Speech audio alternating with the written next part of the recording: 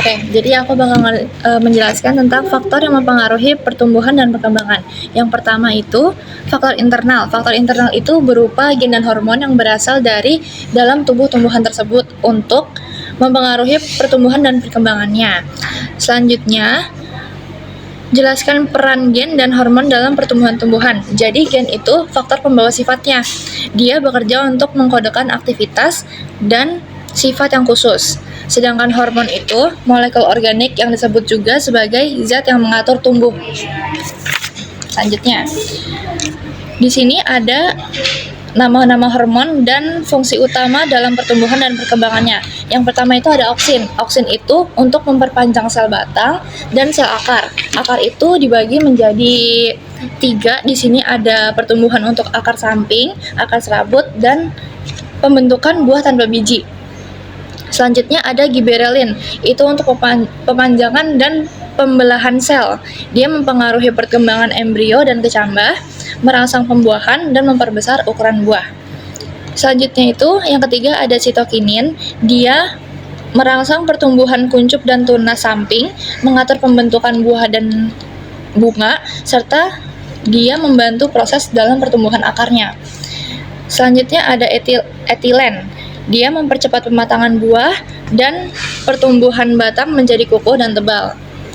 Asam absisat itu memicu pertumbuhan sel untuk menghasilkan gas etilen. Nah, gas etilen ini membantu untuk menutup stomata daun dan mengurangi penguapan. Selanjutnya, kalin itu memacu pertumbuhan organ tubuh tumbuhan. Vokalin itu untuk daun, kaulokalin itu untuk batang, zirokalin itu untuk akar, antokalin itu untuk bunga.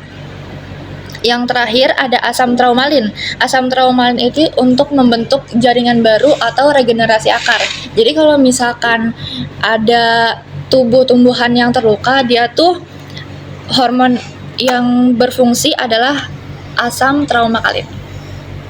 Ada yang mau tanyain? Saya akan biasanya kan kalau misalkan di kebun atau di hutan itu sinar matahari hanya masuk sedikit karena banyak pohon besar yang menutupi di bawah kan. Nah, apakah cahaya matahari termasuk faktor yang memengaruhi tumbuhan pada tanaman?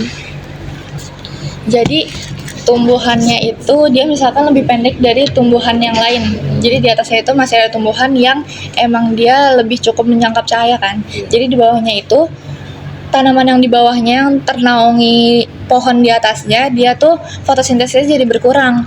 Terus dia tuh perkembangannya atau sama pembungaan sama pembuahannya itu dia menjadi lebih lambat dari pohon yang lebih menangkap cahaya lebih banyak. Gitu. Ada lagi yang mau nanya? Saya mau nanya, kan misalnya kan ada biji tanaman itu berasal dari induk yang kuat dan sehat.